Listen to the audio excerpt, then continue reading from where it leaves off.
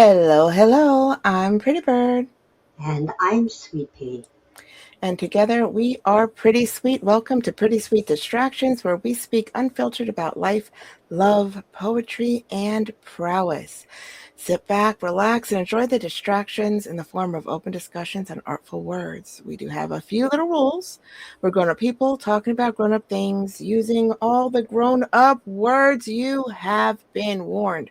So if you're easily offended, this may not be your bouncing tea bag, cup of tea, or whatever floats your boat. We like to have fun, poke fun, and generally have a great time. So if you're down to be distracted, come hang out, chat, call, like, follow, share, leave your opinions and our opinions.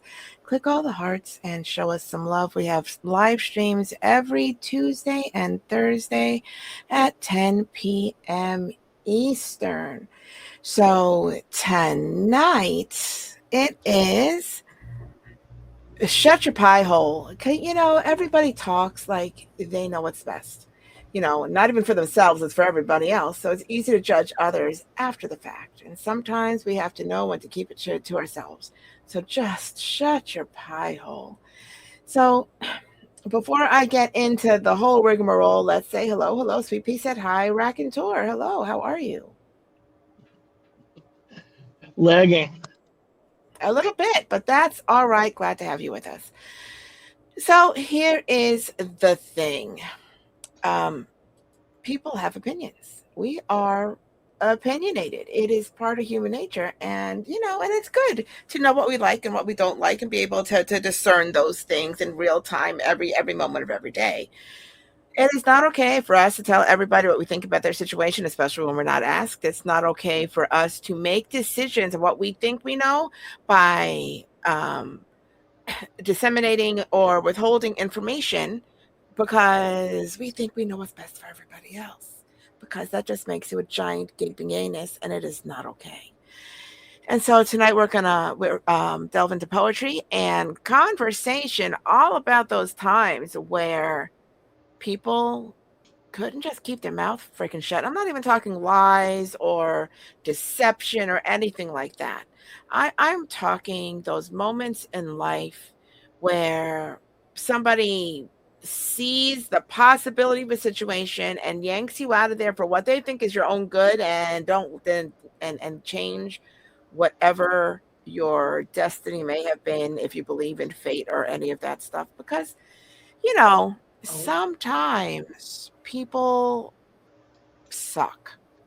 And sometimes we suck to ourselves. And we are really, really, really open and relentless on how horribly we talk about ourselves. At least to ourselves, it's not to everybody else. And it's no different. Talking ourselves out of things, having our friends talk us out of things for whatever reason, that none of that is okay. And on the flip side of that shit, it is also not okay to stay freaking quiet in certain situations. So it's a mess. There's no universal right or wrong for timing or gut feelings or whatever it is. And I think that our rule, as we discovered during Holy Hell Week, is do the best you can and try not to be a douche. That's all I'm saying. But we're talking about those moments. Okay, so I will give you the biggest one. And okay, there's many actually. All right, so I'm going to give you the one that has lasted the longest and sits with me the deepest. I was 18 years old because TMI incoming. I was 18 years old. I was forced on this road trip with one of my mom's really close friends that I've known since I was 3 years old. So she's like, an aunt. And so she wanted some alone time with her boyfriend, but they had to drop her mom off in New York. Now I'm in Florida. That is straight up the East Coast. And so I was basically a babysitter for the grandma so that she could have alone time with the boyfriend. Well, he was a car dealer. And so we stopped a couple of states up. He went to an auction, had his people, have the car sent or whatever it was. We stopped in the middle of nowhere, full on nothing, nothing as far as the eyes can see, except for one gas station. So we stopped at this gas station and I was going to go inside and grab stuff. And they went inside and grabbed stuff for me. And there was this guy that worked there about my age. And he came out and he looked at me, and I'm standing there, waist long, curly hair, just blowing in the wind, and we're looking at each other. I took one step towards him. I got shoved in the car and told, "That's not for you." And I was just like, "The hell are you talking about?" But it broke my heart in a way that does not make sense. Fast forward 20 fucking years, 25 years, and I run into this person again.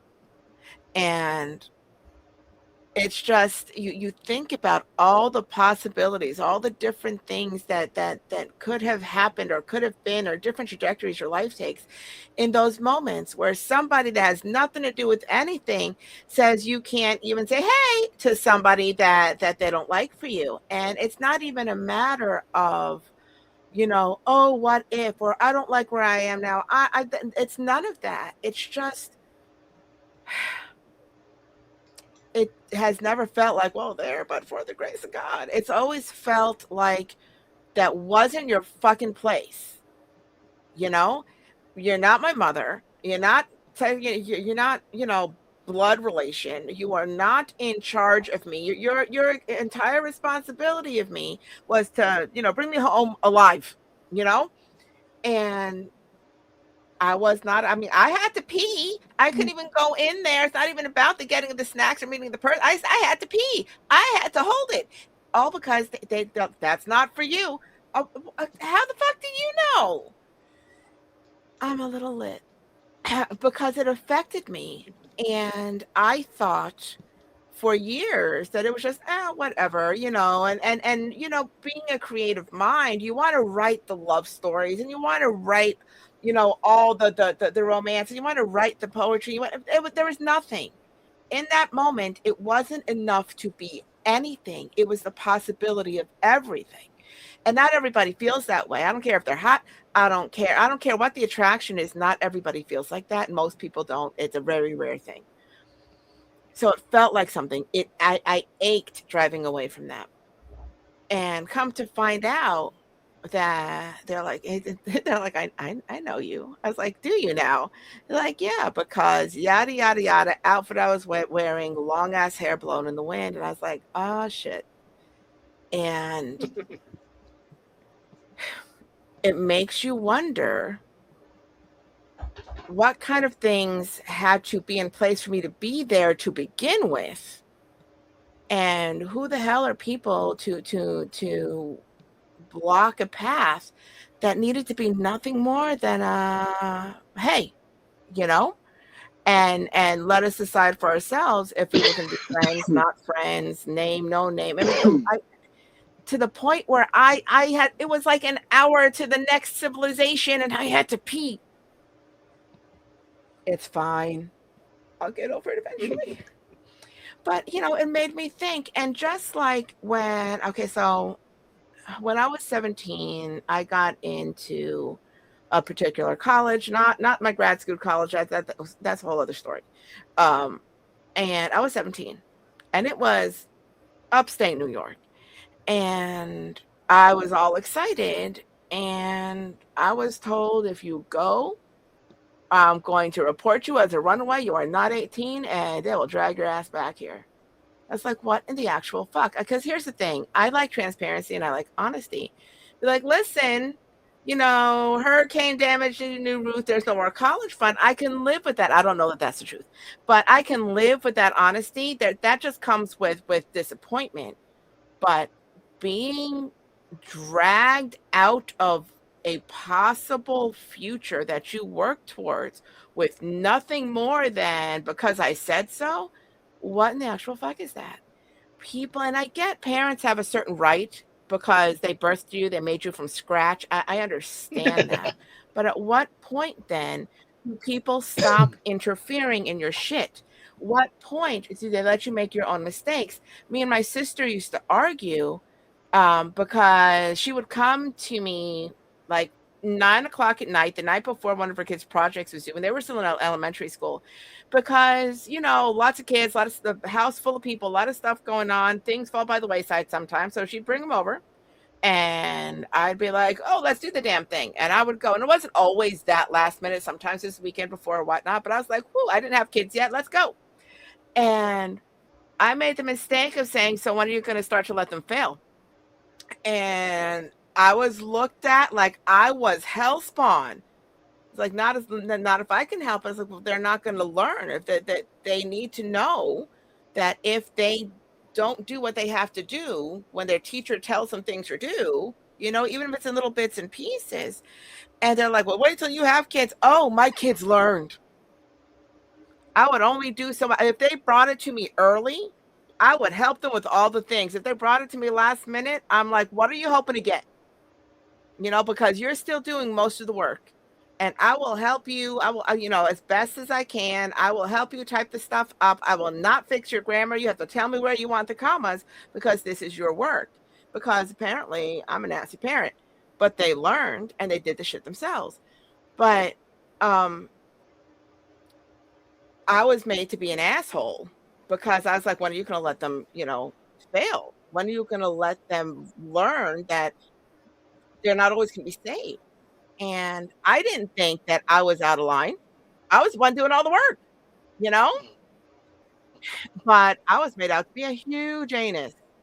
And so and it's hard to discern, especially with family and close friends, because we just say all the shit and people will love us or hate us. And there's a certain appreciation in that, but if you're in that circle of people and you say something and they don't pull you aside or be like, well, I don't appreciate that, and they full on villainize you to everybody else, well, now I think you're the asshole, Be like, well, that's not how I'm raising my kid, and move the fuck on. It wouldn't have been that big a deal, but oh no. So I have had my moments of I don't know when to shut the fuck up. I don't know if you all have ever listened to the show, but you will very, very quickly learn that I don't ever know when to shut the fuck up. But in a conversation that is like this, where it's open and it's all the sides and it's all the things and everybody has an opinion, there's an expectation to say all the things. But I don't expect people that did not raise me to think they have a say in how I carry myself and how I choose to behave and who I choose to hang out with and what choices I make for my future, for my family. It's nobody else's business. And if they feel like talking shit, oh, sweetie, I can out shit talk all of them, But the difference between other people and people like me is that I don't lie. I'm not going to make up shit. I'm going to reflect your shit. And then you're going to feel bad with your own truth. And I don't give a shit because you don't matter. That's just the way that works. And that doesn't make me better than anybody. It makes me just as much of an asshole, just differently. So it had me thinking, how many times you want people to just shut the fuck up? And me, I get that people want me to shut the fuck up. But the people that stay around me know I don't know how to shut the fuck up. You have to literally be like, can you please just stop talking for a minute? I'm like, I'm sorry, because I know how I am. I will not get offended. I literally don't notice when I can't stop talking. It's just, the whole family is kind of like this. It's in our blood. So sometimes it feels like you're damned if you do and you're damned if you don't. That because I have a big mouth, people expect me to say all the things all the time. But I don't. Depending on the situation, depending on the company, depending on the amount of damage my words will do, I don't. I observe a lot more than I actually speak in real life. Because people need to show their ass before I can be like, oh, look, here's your ass. Yes, please. OMG. And so you couldn't see it anyway. Well, he reads bodies in Braille. He's good. And so there is something to be said. Okay, I am honesty above all things, but I'm not brutal. And I do my best not to actively hurt people. I hurt enough people on accident. I hurt enough people with their own truth. I don't need to sit there and say things that I know are going to damage them more than what I have to say will help. So I weigh things all the time. I don't actually just fly up at the handle all the time. There are times I know who I am. It's okay. But I was thinking, how many times in life through the years, and let's just talk from 18 on at this point, where people are going to, aim you and guide you in ways they think is best for you because that's their job as family. But as an adult, it's not that we stop loving our kids ever, but it is not our job to tell them, no, I don't want you to be a tattoo artist. I want you to have a corporate job. They are who they are. If they're excellent, at what they do, more power to them because they have to live that. Yet I know people, this generation, last generation, young kids that are just like, ew, about things that people that they love want to do, are doing, how they think. I'm like, no, this is not, this has nothing to do with you. What they do for a living, what they do, with their free time, what they, whoever they become in their private time, it's not anybody else's business. But we all have opinions and we all share opinions. And what gets me the most is that 9 times out of 10, they call it love, even if it's detrimental, especially if it hurts. And then that 10th time is just a full-on entitled Karen who's just an asshole to be an asshole. But it's always, or more likely to be, under the guise of, I just want what's best for you, dear. Or, well, that's not for you. Or you deserve better. Better than what? Who are you to judge what I think is good for me? Let me learn my lessons. And this, I'm not even talking, don't do drugs, or you always wear a rubber. I'm not even talking any of that, which to me is, I would like to file under common sense, or by the time you're a young adult, you've had all the lectures, you make your own choices, right? But people have opinions that they shove down your throat, but depending on the role they think that they have in your life, they will do things behind your back, in front of your face, like you have no say in it.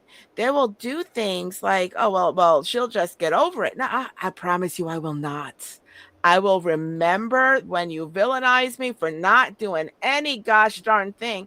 I will sit there and remember from now until forever the money you did not pay me back 20 years ago. I will remember, and it affects my decisions going forward, when I did nothing and y'all made choices and then threw me under the bus to make me the villain. All right, that's fine, because it is what it is. But it changes how I see you. It doesn't change if I love you or not. I mean, if I love you, I love you. But it changes how I trust you. It changes what I share with you. It changes things. And people are like, oh, well, she'll just get over it, because I don't be like, oh, well, I'm going to hold this over your head forever, because I don't do that. I just hoard it quietly. And then when I have information to share, or I have news to share, or if I will pull it out and see just how much I am willing to share with people. Because once you break down the outer shell of full acceptance with assiness, you don't get full access anymore. And it's not that it can't be earned back. It's just that it takes decades. And it may never happen. And again, it's not that I love you less, I just trust you less. And that's a problem, because I don't tell people that. I don't tell anybody, oh, by the way, if you fuck me a little bit, I will remember that forever. I don't say, well, because this falls in this category and that falls in that category, this one weighs more, so now I'm not going to share my business with you. It just is what it is. Nobody needs to explain the inner workings of how they choose to feel about a situation. That's a very personal thing. It's not anybody's business. You're going to feel how you feel. You don't owe anybody an explanation. And on the flip side of that, and they don't owe you the time it takes to listen to you wanting to give it, which sucks. Well, let me explain this to you. It doesn't matter. You said no is no. I'm good. Don't make it a thing, which I'm okay with. But most people are like, yeah, but I don't care the why. You said no, I've got more important things to do. It's all right. But because you said no, I won't ask you again. And because you said no to me, don't count on me saying yes to you for anything big. We're going to have to work up with that with little things. You know what I mean? So maybe I'm the asshole. And it's not that things are transactional, but I guard my trust. And I will milk those wounds until they are fully healed. And if they don't, they don't. And I don't, Oh, you know what I mean? I might have gone a little sideways. It's all right. I tend to do that. So you'll get used to it. So, Sweet Pea, yes. when we came up with Shut Your Pie Hole, what did that inspire in you? Where did that take you? Pretty much the exact same place it took you. The intention of great advice. Um, because there's really not a lot of malice in it, but I also think a lot of the advice that I've gotten in my life has always tended to benefit the person giving me the advice. Um, I mean, my advice, the worst advice I got, or the this is best for you advice, happened at 17 when my mother walked into my high school in the middle of the day, told me, let's go to your locker, take everything out of that locker, and you're going to get married. And I obediently did so because what else? My choice was get married or get out of her house, because it was best for me to marry the man she thought took my virginity. And I walked down the aisle and was married for 18 years. Um, it's just that's the way it was at that point in time. And, because that's what was best for me. Going to college, doing all that was, that was a shot in the dark where I could marry somebody who was in the military, had a steady job. That was a solid life for a girl. And so that was, the best intentions.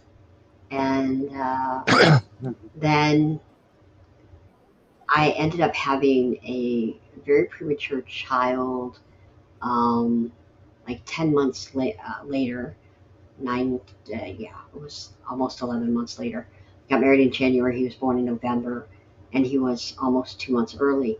And the plethora of advice I got from people was absolutely amazing because I was only 17 and I was too young to be a mother, but not too young to be a wife, and especially too young for a sick child.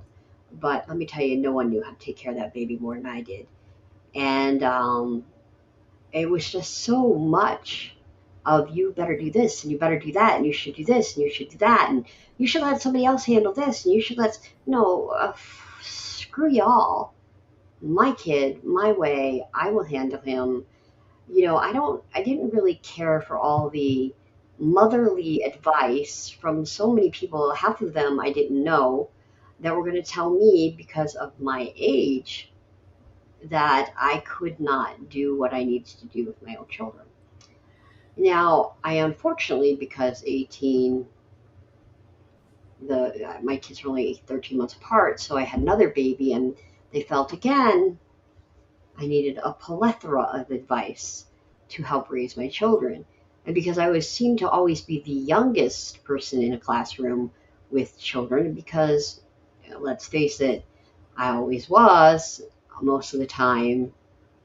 I had a lot of PTA moms and all that like to, well, your child probably shouldn't eat that much sugar or eat that much junk food or do That this or is do not that. an age thing. That is a first time mom thing, and that is everybody thinks they're better than you thing. That happened to me, and I didn't have my first kid till I was 26. Okay, well, from my perspective, because I was so young, I felt that way. I'm Yeah, glad to hear absolutely. it wasn't that way because it was just like young lady and young this, and I just wanted to, Yeah, I first got of a all, lot of that. Oh, are you sure you want to hold him like that? Yeah, is that how I'm holding him? Okay, thanks. yeah, it was so frustrating because it was like, oh, he's so tiny, and shut the hell up, just go away. You don't know, you know nothing. and I really wanted to kick people. And I wasn't pleasant all the time. And, Which I'm I, No. sure they turned into, you don't have the right temperament for motherhood. yeah, I got that told more than once. Like, oh, he can Well, it's a pick good up thing on I your, ain't your mother then. he can pick up on your anger. Really, he can pick up on your stupidity. Seriously. Um, um, so there are those moments that I go back on and think, well, he's pretty well grown and smart, and it's just that constant advice where they want to tell you how to raise your child. And I just don't understand that. You know, take care of your house. I don't need a village to raise my child. I, you know, I'll keep my house in order, you keep your house in order, and pretty much the village will be fantastic. Don't let them all run around like wild people, and Yeah, everybody that's keep their that's house like in order, and we'll normal have a advice. That's village. like everybody, every extended family member has something to say about the parenting of the mom, parenting of the dad, all of that. Oh, But that's different than I mean, it fits into the shut your pie hole just fine. But but it's those moments to me that, like when you were given that ultimatum, that neither one of those options suited you, but you had to pick the lesser of two evils. right.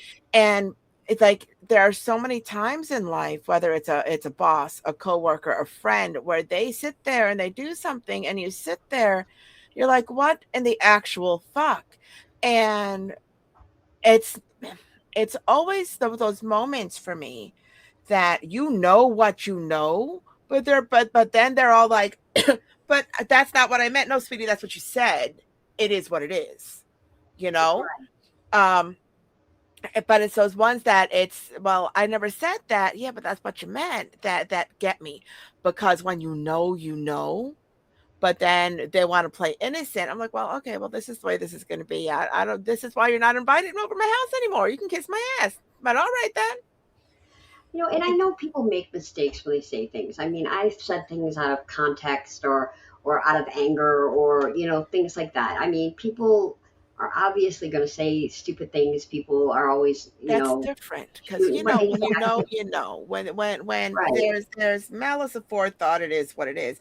When people say things that they know are going to dig in some way and be like, "Oh, I'm sorry you took it that way. You can kiss my ass." I'm just, and Right, that's a whole other show, so we're not delving into that one. But right. Rack and Tour, what are your thoughts on Shut Your Pie Hole?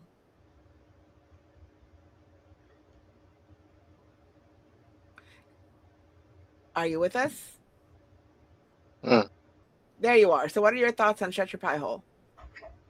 See, the flip side of what you're saying, tell me, um, person being told to shut their pie hole as opposed to telling someone to shut their pie hole. So I'm the one that's on the receiving end of it. I'm the one with the good intentions. I'm the one that just opens his mouth without thinking, and you know, just you know, Oh, we lost you again.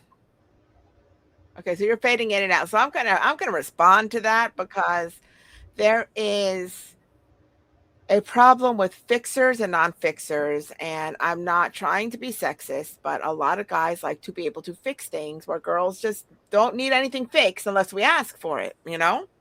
So I get extremely offended. Me personally, I get extremely offended if I'm like, oh, the day I've had, and somebody looks at me and says, well, why didn't you just go to your boss? Or why didn't you call HR? Or why didn't you just ask them about it? Or why didn't yeah, you let it fester? But shut the fuck up, you know, because it's not your business. I didn't ask for your help. I asked you to listen to me for a hot minute so I can make enough room in my head so I can make my own decisions. But sometimes you get frustrated and you're like, grr, and you don't want to act on the grr, so you need to grr out loud. That's not asking for help. That's just sit with me in this shit for a hot minute until I can go, okay, now we're good, and I can make my own decision.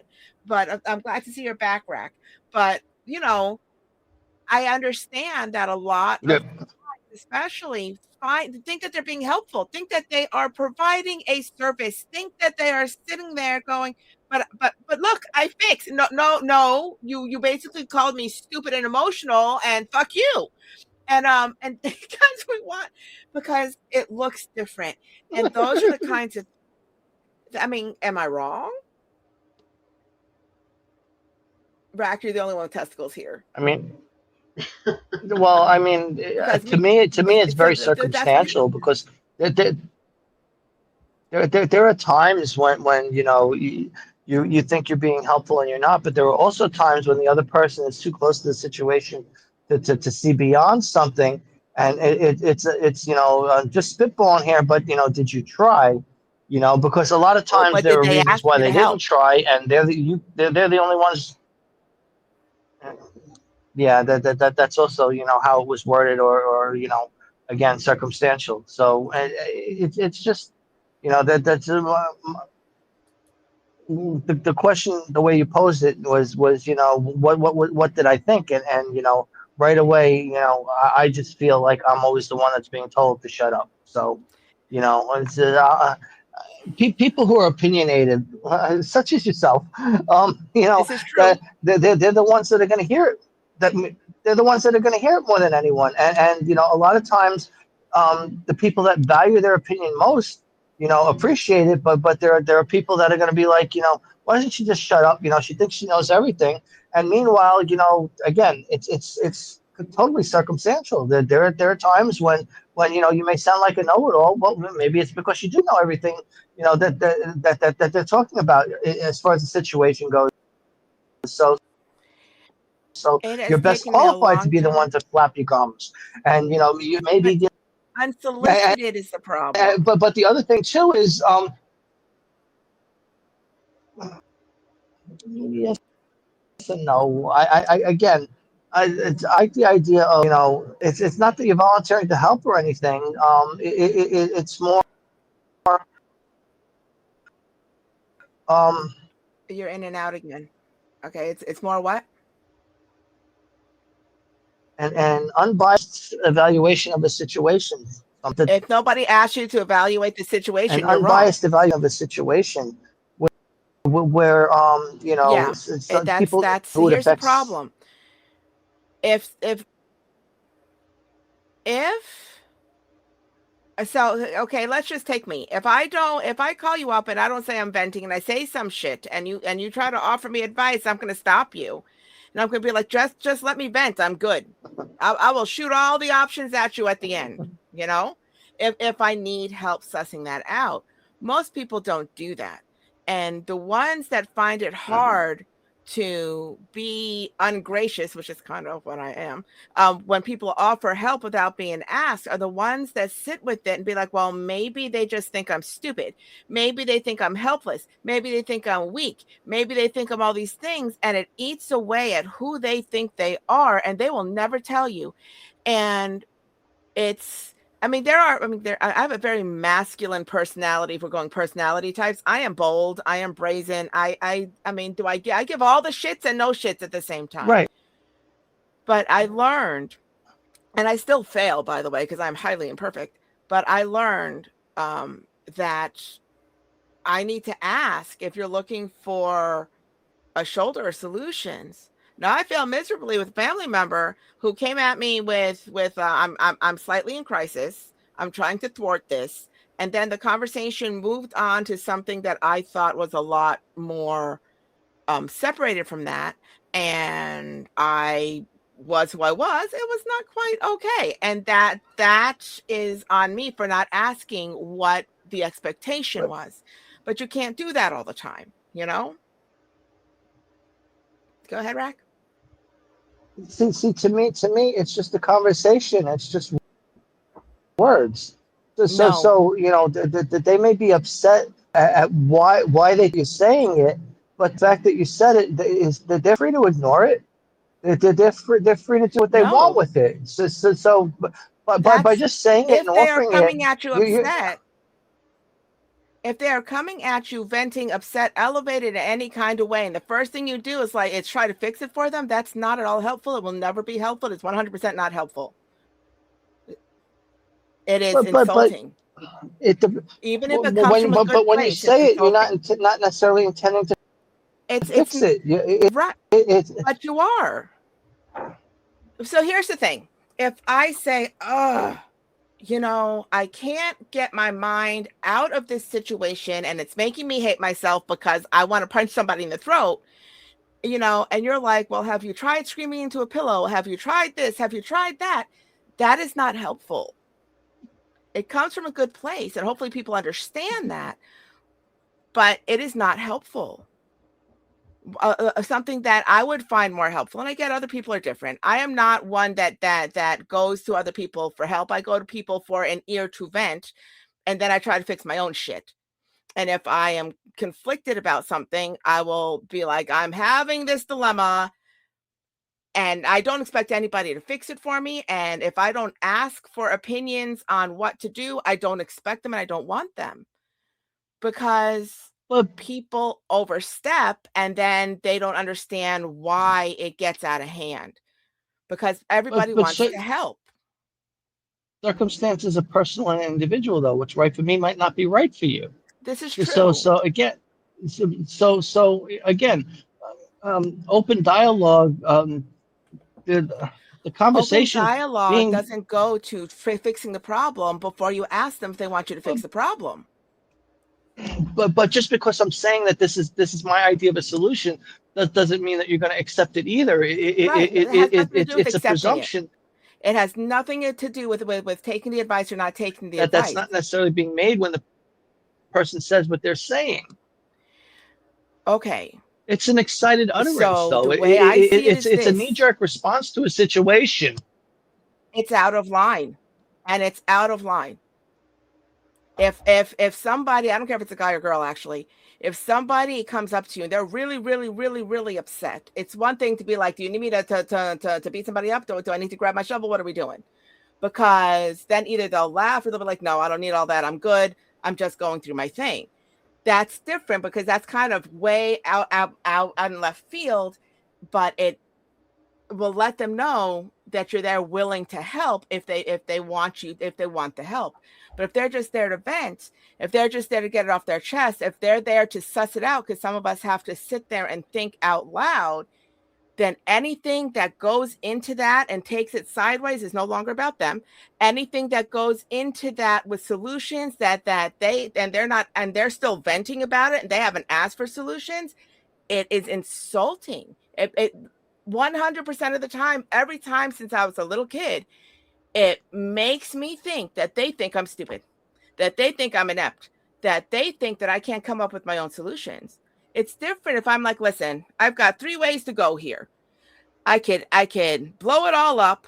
I could suck it up and give them a chance to explain, or I can ignore the whole thing and walk away. That which, and if I'm asking for help with what I whittled it down thing, that's one thing. Or if I'm like, listen, I'm in some shit, what would you do? That's different. Say all the things all the time. But if somebody's coming to me upset, like full on, I'm venting about all the things, it is not up to me to be like, well, why didn't you do this? Because it will 100% come off like, it's an easy thing to say because you're not in it, and I don't need to explain my emotions more than I am. And maybe it's just me. Sweet Pea, you've been quiet. What are your thoughts if you're upset and somebody's all like, well, why don't you do this and why don't you do that, without letting you get to asking for the help? How does that feel? I think it depends on the person saying it, to be honest with you. I've had people that are very blunt and in your face, like, this is what I think you should do, and this is how you should do it. And, they make you feel like you're incapable of doing anything, like what you just said. And that Okay, but drives you it's insane. not about the advice. It's about when it is given. It's not about how they deliver the advice. We're going to assume that they mean well, that there's no malice there.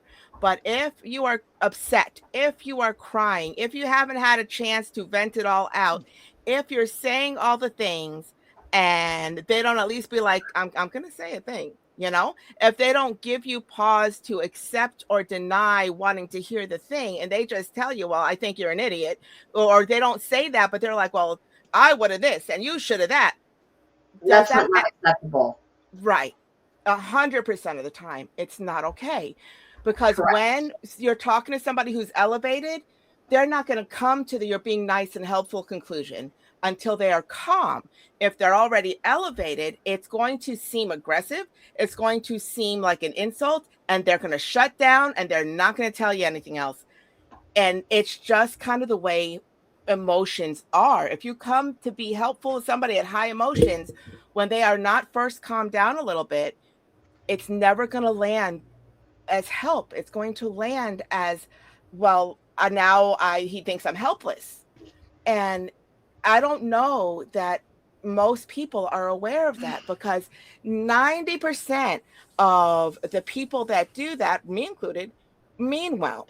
They're not trying to be malicious, and the ones that are trying to be malicious, it lands hard, So I feel bad because nobody ever sits there and teaches their kids while having emotional breakdowns at 15, 16, 14 years old, how to have an emotional conversation without getting elevated, And nowadays, with a couple of generations after us, that they're all, I understand you're having big feelings. You can have your big feelings. Let's take a deep breath. And that's why I was never that parent. I really wasn't. My parenting was this: sweetie, I would love to help you, but I can't understand you when you're crying. So take a minute, cry as long as you have to. But if you want me to help you, if you want to tell me what's going on, you're gonna have to stop crying so I can understand your words. And I talk to them like little kids, like little grown-ups, because I'm the asshole, but it worked. But I'm hoping that through all of their shit, at some point, they know that when somebody is elevated, either be there to help calm them down or approach them when they're already calm before you give them anything, because then they're not going to listen to you. And then my whole entire family, if you don't listen to their advice, gets really just butthurt and offended. So that's a lose-lose situation right there, because everybody's an asshole. And I know you, Rack. You are wonderfully helpful, wonderfully kind, and wonderfully generous. And I hate that I know that it doesn't land well a majority of the time, because I don't know you to be intentionally malicious ever. I mean, you've had your fuck me, fuck you moments, but haven't we all? But generally speaking, that's not who you are. You literally are outside of the thing. You see, and a lot of people are. You see what looks like a clear, whatchamacallit, a clear line, a clear means to an end, but it's never that clear. It's never as simple as that. And even if there's nothing to be done and somebody needs to get it out, friends, family, if there's any sense of care there, the only option that I see is let them get it out. You can ask them, leading questions, so to get a bigger picture, it's for clarity. But until they are calm, or until you're like, okay, listen, I'm a little confused. Are you looking for solutions or help? Or am I just being your rock? Because I can rock all day, That way you know what to expect. And we don't ever have these conversations. It's like it's ingrained in society that somebody's talking that you care about, listen, let's just get through the end of this together and move on to the next thing. And it's just not really like that in emotional conversation. It's never straight. And sometimes we can't guess what they want, because while emotional conversations run different for men and women, men also are more likely to appreciate a straight line solution, straight line options. Have you tried this? What about this? Okay, cool. And then that's done, because you guys don't linger as much openly as women do. I'm going to be pedantic and you said what they want, but what they want might be different from what they need, and sometimes they need to hear something that they may not be ready to hear. No, that's different, because you don't tell them what they need to hear when they're having a breakdown. You wait until the end of that shit, and then you tell them, listen, you're being an idiot. You did it to yourself. That's fine. But in the middle of the emotion, that's not okay. That's just breaking them down. Go ahead, sweet. You have to let the entire emotional event happen before you say anything. Otherwise, if you're with me, you're going to get a whole lot of that emotion thrown at you, because you're going to become part of the emotional breakdown. If you want to, tell me how to do something or what to do, or, I mean, that's just going to end up happening, and it's not going to be pleasant, usually, for the person trying to tell me what to do. And it's unfortunate. Yeah, because the person usually is somebody I would count on and stuff. When I'm calm, I'm more likely to listen to their advice or listen to what they have to say after I've spilled everything I need to spill. But if you're trying to do it during that heightened emotional state, I'm not going to listen to you anyway. So you're wasting your breath. And that's the whole point. The person who's in the emotional turmoil has to calm down before they can listen. And we are just like, but there's a fix. Wait, there's a fix. And now, listen, I have been known to be like, okay, hold on a second. I think I'm getting something wrong because this is what it sounds like to me. And then I'm like, okay, can I say a thing? Just let me know when I can say a thing because I have a thing to say. And people will be like, well, give me a minute. I'm not done. I'm like, all right, here I am. Remind me I have to say a thing. And then I'll say the stuff. And it's not about having to walk on eggshells. When they are in a commerce, they'll still be emotional. But once that arc is closer to the end and they're willing to accept it, tell them all the shit they need to hear. Be like, listen, you're the idiot. Or listen, well, they are who they are. Whatever it is that sucks, you don't have to sugarcoat all the things if that's not who you are. You just have to wait for that tidal wave to start to subside, because that's what respect looks like. That's what respecting other people's emotions looks like when you're in it. And I get that I am steeped in hypocrisy because I tend to be like, ooh, I know who I am. But it's make them again. No, there's no way that it's not rude on some level to dismiss that arc of emotion because you know better. It's dismissive, even if the intention is not about bad. knowing better. It's your relationship with the person. It's not about the intention. How's that worked out for you? If your husband comes to you and says something, and when you're emotional, it hits differently than if your next door neighbor comes across you and says the same shit. It's different because they know you. It's different because they should know better.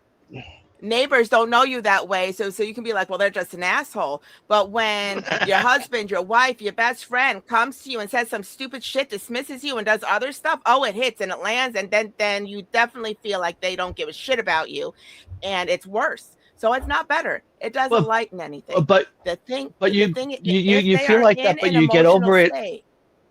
No, not always. I promise you, not always. It lingers. My husband said something to me 22 years emotional ago. To their own detriment. This is true, but that's not your job to fix. It's who they are. Is this what? Yeah. You were going to say it. Say it. I don't know. The talk got derailed. No, the talk got derailed. I don't know where I was going. That's fine. So here's the thing. My husband said something to me 22 years ago that I will never forget for the rest of my life. And every time I remember it, it breaks my heart. So it does not ever go away. We just have to hold on to the good things, especially if they didn't mean it the way they said it. And that is different for everybody, but it hits the way it hits, and it lingers the way it lingers despite all of that. So you can't erase it. So why put yourself in that position? And then for some people, that's going to follow every fight for the rest of that relationship. Because that in the heat of the moment, That's what honesty looks like. And even if somebody said it to hurt you and it's not honest, what does that say about you? What does that say about somebody who says the meanest thing possible in the middle of an emotional conversation just because they know it's going to hurt? That makes you an asshole. You can't get rid of that shit. And now moving forward 10, 15 years, if you're going to get in this heated argument about something completely different, you know they play dirty. And so is it honest and that's what they think of you, or are they just mean? And in either case, that is not okay. So it doesn't go away. And forgiveness happens, yes. But in those moments when we hate ourselves, in those moments where we know how to beat ourselves up, in those moments where we pick all the scabs and bleed out all our old shit because we're human and it happens, it comes back and it's brand new. And we have to fight it back again to everybody we know that has done this to us. And then we're like, well, people have done this to us. What the hell have I done to people? And that's a whole other fucking rabbit hole. Because it's not done on purpose, usually. That's where I have a problem with the being mean on purpose. I can't. I would walk away in a heartbeat because I can't be in that situation. The amount of stress is too much. Listen, my mean looks like their reflection of truth, and if they don't like it, that's on them, you know. But when people are mean, let me phrase it a different way. If you're in an emotional state and you're having a moment, you wouldn't concede that there are times when you need to be derailed for a minute and brought back to listen, you're being emotional and somewhat irrational. No. You need to step away for a minute. You need to, if I'm emotional and somebody says, look, I'm not saying emotional, people aren't entitled to their emotions. But you said, look, you're being emotional. I'm like, duh. That's not something that's like telling an angry woman to calm down. But I understand what you're saying. It's one thing to be like, okay, so we're not getting anywhere in this heightened state. Maybe we can go grab some food and revisit. That's different, I'll tell you this. My mom died, and 2 months later is when I actually had the emotions. And I walked in at 2:00 in the morning, hysterical, full boohoo, full body, full sob, full can't catch my breath crying. And it's the only time in the decades I have been married that he didn't try to help. He just held me, because what could he do? And it was the most supported I have ever felt in my life. He let me hold on to him until I let go. And it was the best thing he ever did to me. He didn't say a word. He just let me have my feelings. And then when I was calm enough, he's like, tell me what I can do. And I was like, she's in my closet. What? There's nothing to do. He's like, can I bring you water? Yes, please. And that is the extent of it. And it was the most supported I have ever been. In that, even at calm, he's like, well, she's been dead 2 months, or crack jokes, or maybe we can watch a movie, or let's go eat. I would have felt completely dismissed. And then I wouldn't have been able to have those feelings or ever talk about my mother around him again, because I would take that to mean he didn't want to hear it and it wasn't important. And if that wasn't important to him, then I wasn't important. And that would have been a big deal. And that would have been detrimental over time. Yeah. Sometimes people need to feel what they feel and then have the conversation, because the conversation obviously still needs to happen at some point. I'm not poo-pooing the conversation. It's just a matter of timing. And it's already 11 o'clock. So we're going to do announcements, and then we're finally getting to get to some poetry, because apparently I have opinions. I mean, damn, told you I could talk. I am loving the conversation, and I'm not, just so that you know, I am not poo-pooing who you are at all. I'm just talking because I love you. Okay. I know. So Sweet Pea, are you? I'm glad. So Sweet Pea, are you ready for announcements? I am ready. Coming up on Thursday, we have Who Ya Callin' Old. We are going to talk about some of the stereotypes about aging and make fun of them and knock them out of the park. Because age is more than a number; it's a mindset. Some This people is re- true.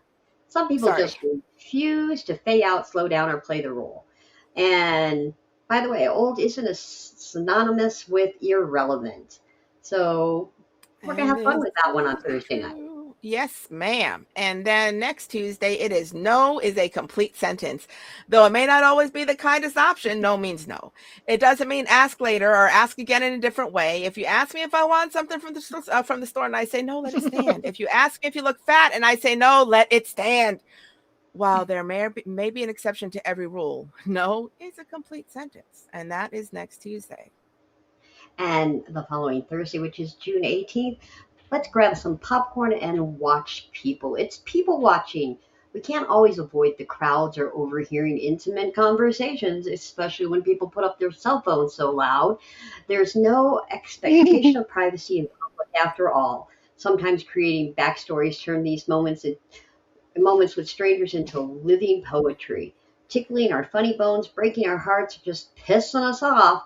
Some of us keep our eyes low and can't be bothered. Others, however, elevate people watching into an art form. So that's going to be Thursday, June 18th, and I I can't got wait. stories. There you So, go. yes. Some of the conversations I've overheard too. That it should be a fun night. Well, hopefully they're all fun nights. So Yes. I've got a poem on the board. Might as well get to why we're here. It's only an hour in. It's fine. So this is Them's Fighting Words by me, Pretty Word. And it goes like this. If words weren't weapons or skin deflected forked tongues, we could all claim superhero status just for existing, which is hard enough in this fallible skin with fallible thoughts and a mind skewed by imperfect emotions, except pain. Pain is always perfect. Its purity never changes despite the cause or type or duration. It always hurts. Irrational and moody, perception hangs in the wind, trying to balance memories with reflections, and deflection is just well dressed denial and roles no one ever asked to play. Honesty is my superpower, an epic defense mechanism, a safe harbor for feeling too much. Guarded or defenses down, too open hurts both hunter and prey. Nothing like taking damage and damned if you do, damned if you don't, life lessons and crash courses of minimal sustainability. But I take comfort in the pain. Waking behind those who go blind, staring at the sun and stars or any light that enlightens a path, it never lets me down. But you did. If words weren't weapons in the mouths of those frightened by difference, life would come in hues of flavor that didn't melt away in the dark, cradled on tongues dancing in the rain with no consideration for shelter, because wet is just a state of being and dry is often overrated. So broken armor yesterdays, crack force fields, and break trust. But if words weren't weapons, maybe we'd heal. Hmm. End poem. If words weren't weapons, maybe we'd heal. One thing that you always say, and I just totally agree with, is that it's the one emotion that never changes. It feels exactly like it's supposed to feel. Love goes up and down, happiness changes in various degrees. But pain, it's solid. It's your best friend. You can cuddle up with it, and it's everything that it's supposed to be. And this is just a plethora of reasons why irrational and moody, perception win, deflection is well dressed denial. I mean, but honesty, that's your weapon.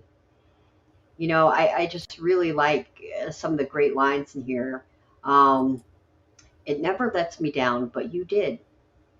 And that great phrase, if words weren't weapons, in the mouths of those frightened by difference. And where's the other one? But broken armor yesterday's crushed fields and break trust. Damn. It's just so true. And again, I just keep going back. If words weren't weapons, maybe we'd heal, because words are so powerful. And this whole sticks and stones will break my bones, but words will never hurt me is such a phallus. It just is the opposite of the truth, because words are Fallacy. A phallus is a lie. Fallacy. fallacy. Sorry, I was. You guys know where my mind is now. Fallacy. Sorry.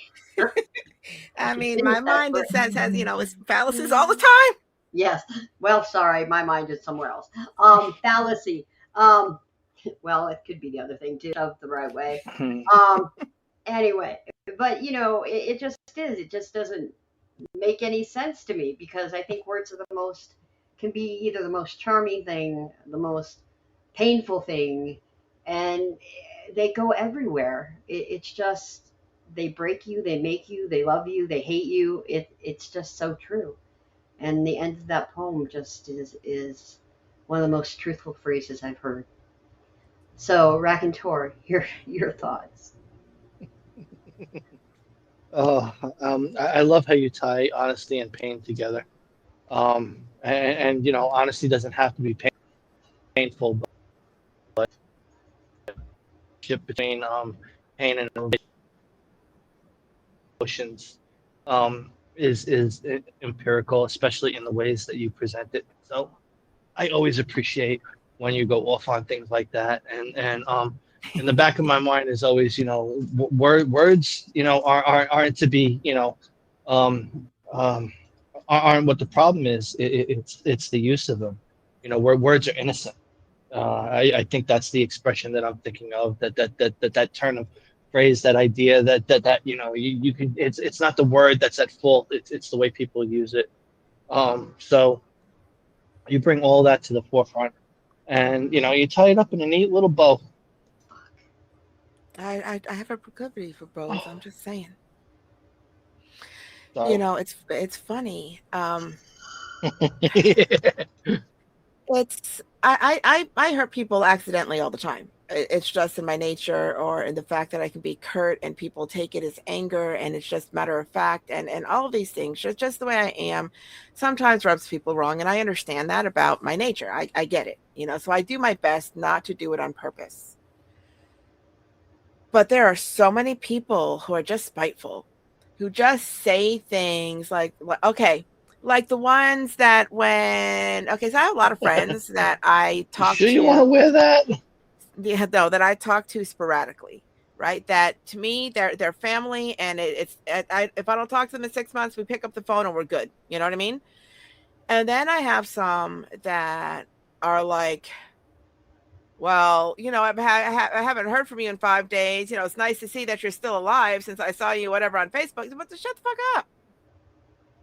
I'm like, why is it me that now has to kind of be bullied into a conversation, instead of somebody just picking up the phone, or texting somebody, or doing, or what?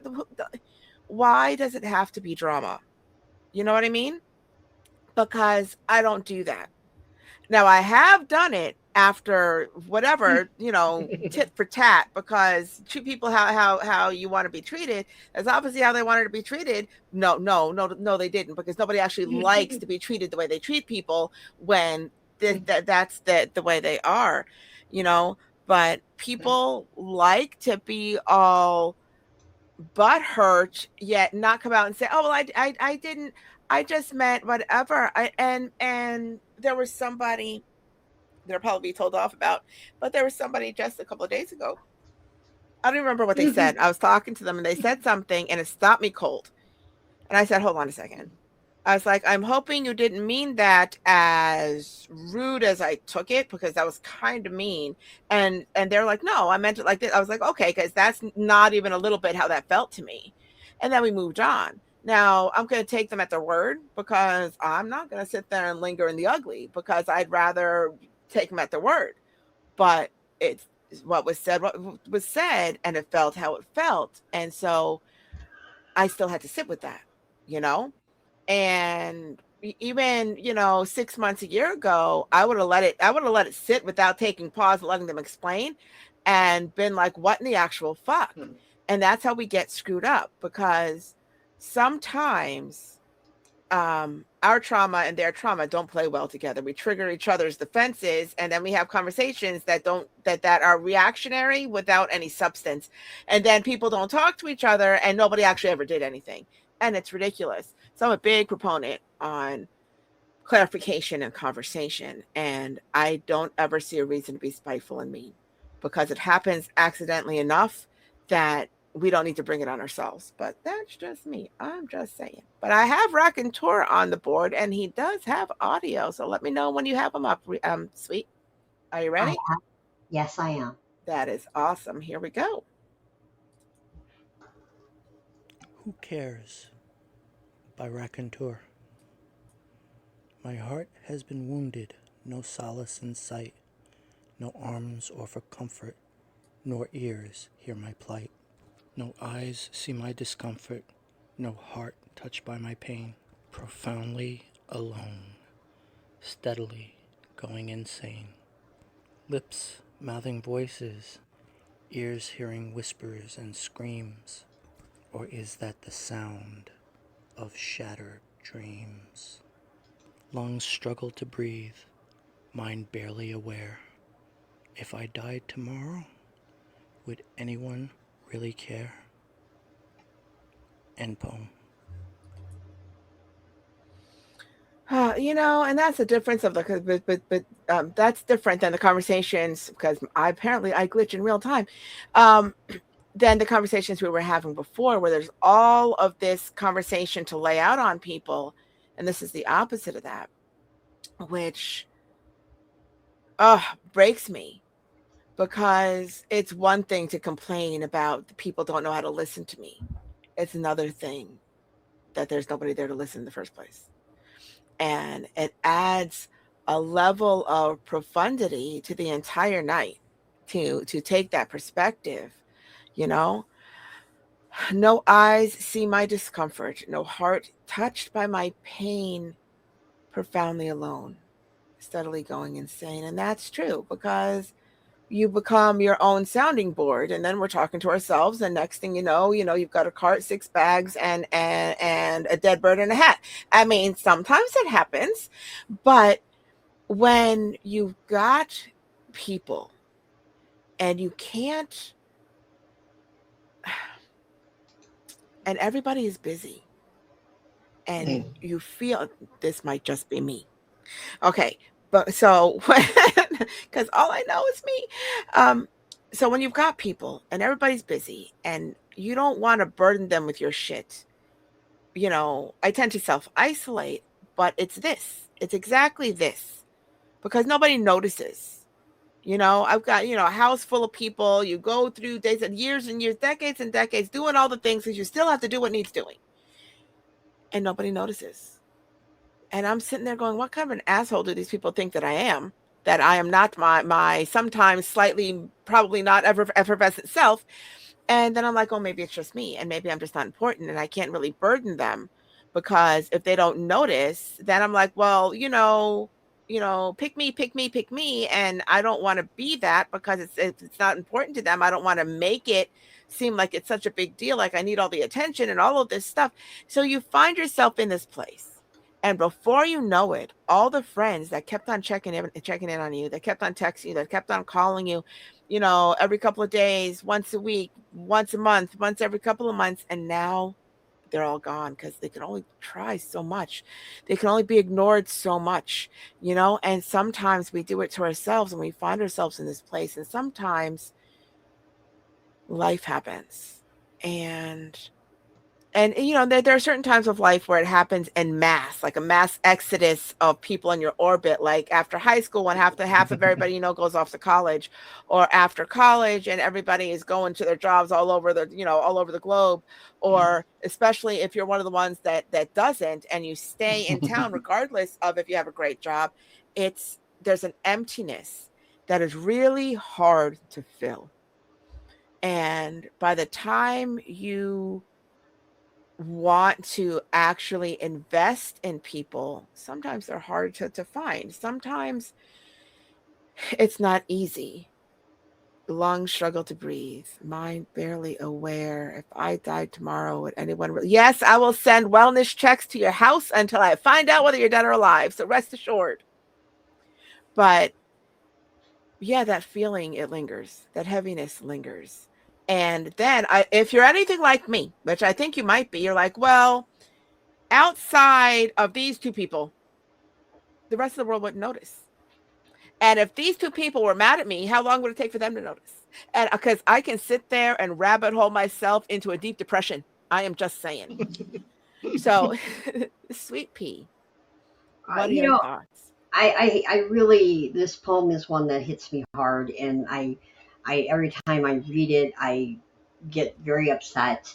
And then this time around, I went, I'm going to read some of these comments because I know how upset I get. And then I'm reading through these comments, and I know that there are a lot of people that would care.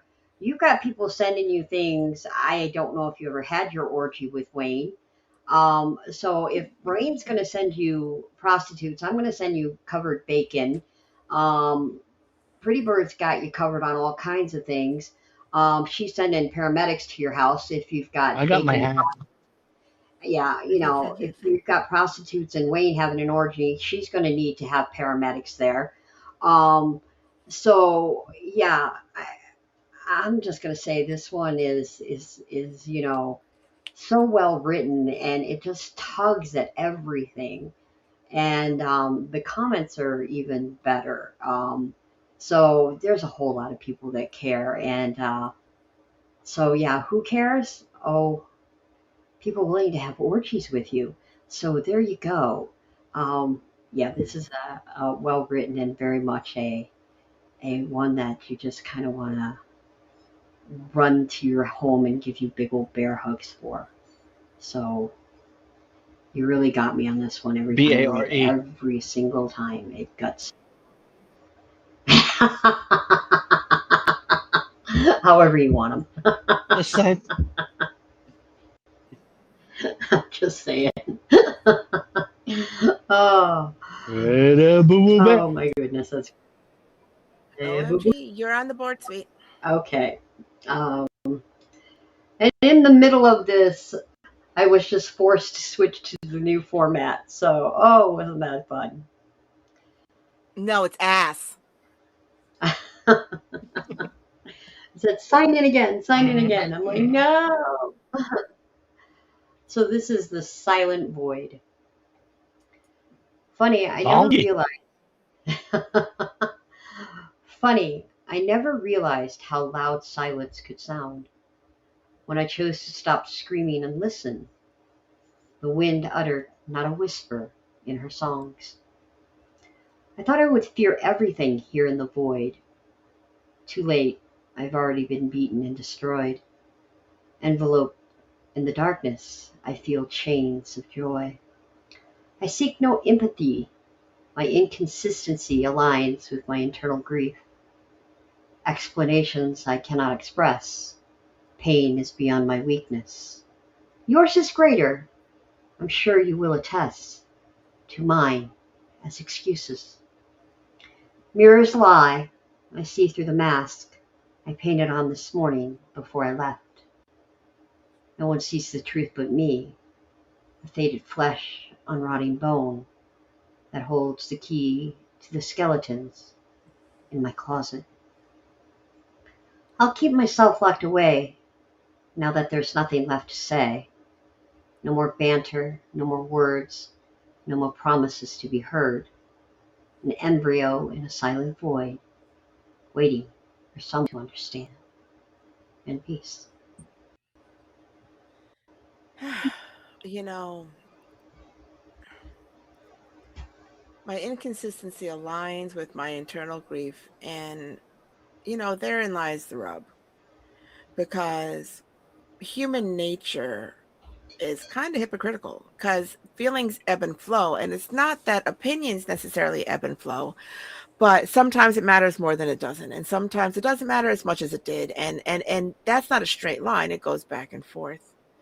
So it's hard to explain what's true in this moment when 5 seconds from now or 5 seconds ago it was different. And pain is beyond my weakness. Yours is greater. Okay, so the one uppedness of assholes is one of my pet peeves. Like I cannot even, like I have a migraine. I had 16 migraines in 2 weeks, and yet shut the fuck up. We didn't get to you yet. All I said was one sentence. Give me a second, you know. And it's not that everything has to be about me. It's just that when you say something, you know, and people are all like, well, if I'm all like, well, you know, because I had a dual major in college and all this stuff, and people are all like, I went to Harvard. I'm like, well, oh, good for you. You know, I wasn't done with my conversation because it was about what that was, and the question at hand has nothing to do where the fuck you went to school, so you can kiss my ass. You know, more power to you. Great things, but you know, not right now. And it really sucks when these people are supposed to care about you and they see you struggling with something. And just because I may be in constant, ridiculous amounts of pain does not mean that I get to poo-poo your pain, his pain, her pain, or anybody else's pain. Oh, I'm sorry. Did you break your ankle? Let me tell you about my busted tailbone, about the 3 things in my back, about the this, that, and the other thing, and the state of my unfortunate wrist. Because what the fuck?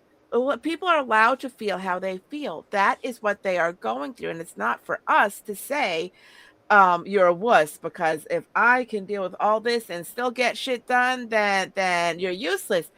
What kind of an asshole does that? You want to know who? The people that are supposed to care about you, because that's usually where it comes from.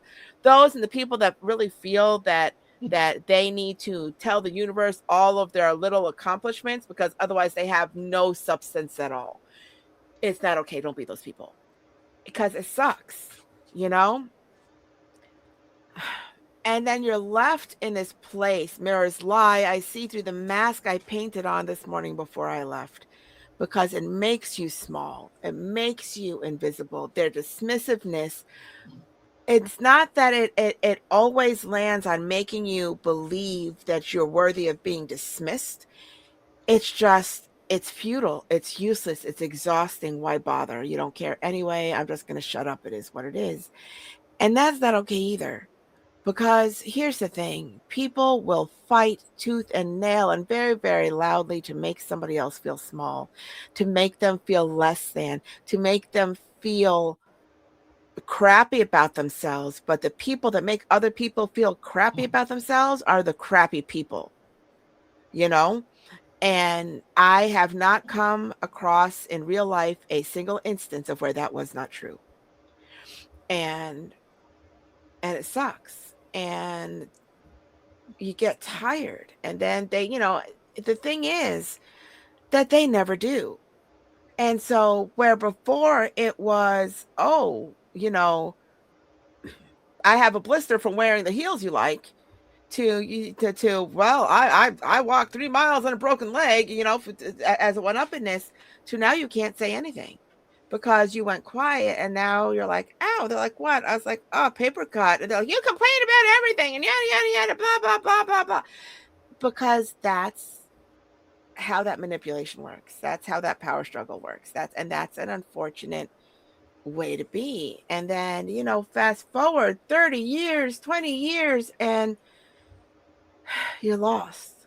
Because everything that was good about you was crapped on, and you get tired of voicing opinions and wanting things and being shoved down and being made to feel stupid. And I have issues, apparently. I'm going to shut up. So Raconteur, your thoughts?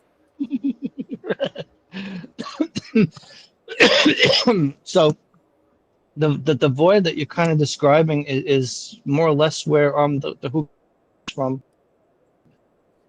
Sense of, you know, our problems are our own, and, you know, at the end of the day, you know, they maybe care about it, but, you know, as, you know, Pretty Bird had pointed out, that there's really nothing anybody can do about it. So you know, it's up to us to deal with them however we try and deal with them. You know, even with understanding, you know, that there's no relief in that. It's like, so you get it, so just, you know, shrug your shoulders and be like, you know, okay, where's that naked hug? You know, that's best you can hope for at that point, because, you know, you got issues, you got problems, so, you know, Alice. okay, Yes, And yes, that's yes. unfortunate. And that's unfortunate because when the people that actually care about your like, and what else is new, that's not what love looks like. Yeah. It's never what love looks like. That's intolerance. That's not acceptance. That is they expect difference. They're tired of all the things and they need to make you small so they feel bigger than they are because they're a whole lot of nothing. And that's horrible because it doesn't mean that we love them less. And I hate Yeah. imbalanced emotional equations like that because they are fairly well normal on some level, not maybe to that extent, but 100% is you give 100 and I give 100, not 50-50. And it ebbs and flows sometimes because if you're going to make that 100, sometimes I feel like shit and I need you to do all the things. And sometimes you feel like shit and you need me to do all the things. And that's the beauty of it. But when there's one person who doesn't want to do anything Yeah. to help the person that needs help, even be like, I miss that beautiful smile. How and so and because that shows that they noticed and they paid attention. That's a big fucking deal. It sounds like nothing. Maybe it should be nothing, but sometimes it's everything. And people just they're all entitled and just self-absorbed and freaking narcissistic and it's not okay. Because they pair themselves with people that are not that way. Because two narcissists cannot be in a proper relationship because then nobody's gonna get all the me. And each one of them needs all the me. Because you can't be both me and you. You know what I mean? And it's ridiculous. And I hate that I know that these people that are all me would get a lot more substantial connection and attention if they were you with somebody that was also you. So they would feel seen and feel loved and feel understood and feel supported while the other people feel supported. And that's how you build a bond forever. Do people still turn ass 100%? Yes. Because people are all imperfect. We are all fallible. And sometimes emotions just fucking suck because they're irrational by design. And sometimes, things are unpleasant and unkind because it happens. Nobody is the same exact person. So nobody's expecting perfection. But just don't be a fucking asshole for fuck's sake. And that's so hard for so many people to do, And I know that on a lot of these shows, it sounds like I'm all me. Some people, asshole is the closest they're going to get to perfection. Were those words? Yes. Well, this is true. This is true.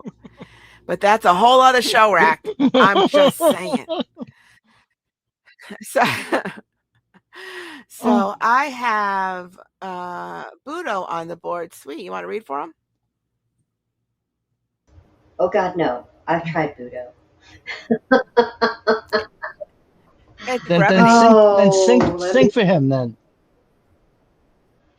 Oh, can I look at it first? Let's see. It's literally 2 verses. It's a wonderful Okay. little brevity. I will try Budo. I love him so much and I love the way he writes. So let's give it a try. All right. Unspoken by Budo. Cherish that which is not spoken. Douse words when spat, of core not woken. Steed dwell deep, to bear simple truth, self-worth to keep, sown in blossoms proof. And peace. So he is one of the kindest souls I've ever met in my entire life. He is quite a lovely person. And here's the thing, cherish that which is not spoken. Shut your pie hole. That's my translation. Douse words when spat of corn not woken. Here's the thing. Don't give credence to the bullshit. Don't wear that dress home. Don't wear it to prom. Don't put it on. It ain't your size. Instead delve deep into the bare simple truths And self-worth, keep your self-worth, and let it grow. So don't sweat the small stuff. People are assholes. Shut your pie hole. They'll show you your true colors. And he's not wrong.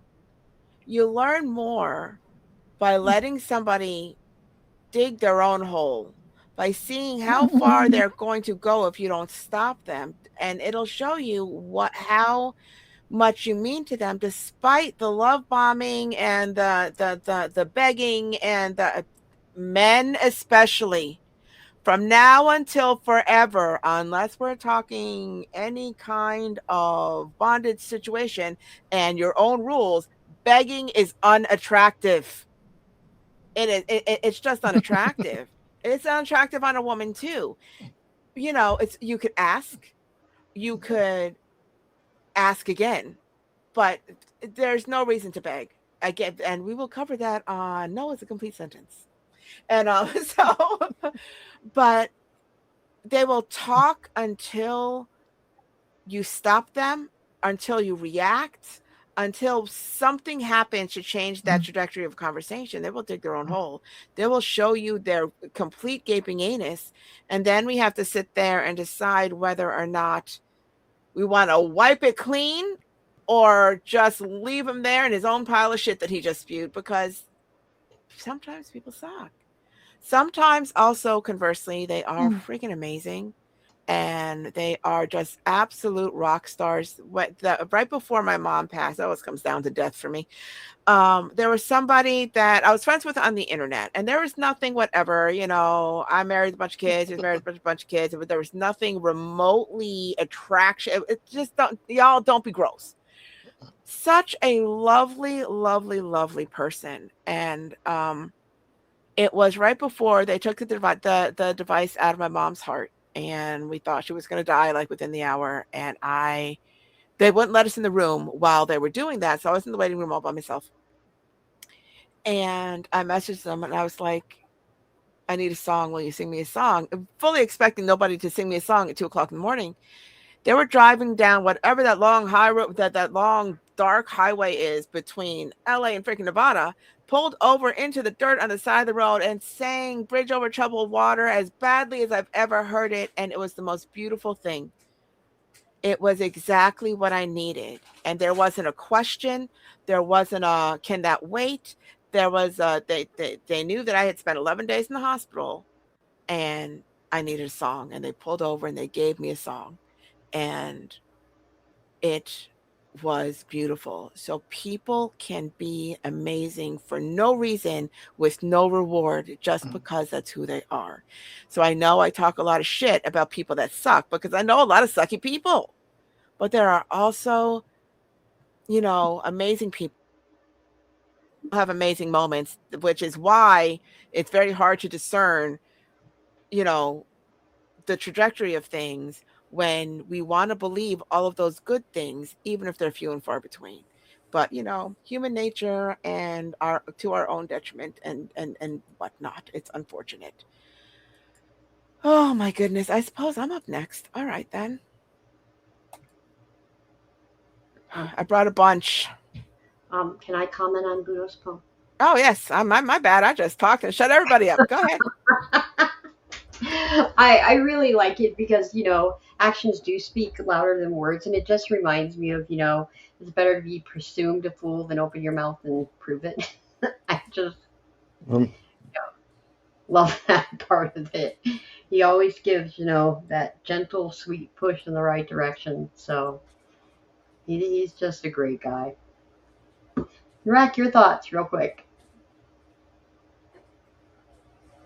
I just can't help but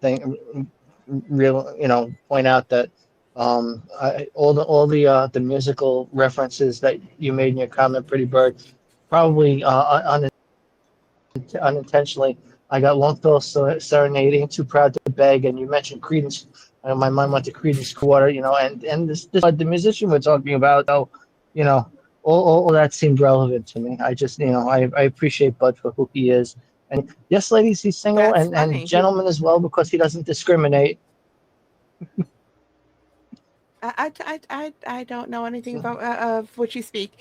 Anywho, um, I think it's funny how a brevity is a soundtrack from the musician. I think it's fucking awesome. So this is Can't Get That Time Back, but I Still Can't Stop Talking by me, Pretty Bird. And it goes like this. Spilled my mind in a fever, and sadness covered the time I wasted on selfish introspection, and when it was up, you were gone. Momentarily, I'm sure. Broken fevers broke clouds and a faulty judgmental rant that I can't scrape off my mind with a putty knife. I can't seem to find among the whiz-bang widget doohickeys that fill space with gadgets, but I eat cereal with a fork so I can drink the milk, which is funny because I hate milk almost as much as I love you, which is almost as much as I hate the way I ramble when I'm nervous or in a fevered frenzy, sad enough to cover the time I wasted on me when I shared it with you. End poem. Oh. Yeah. So I can drink the milk, which is funny because I hate milk almost as much as I love you.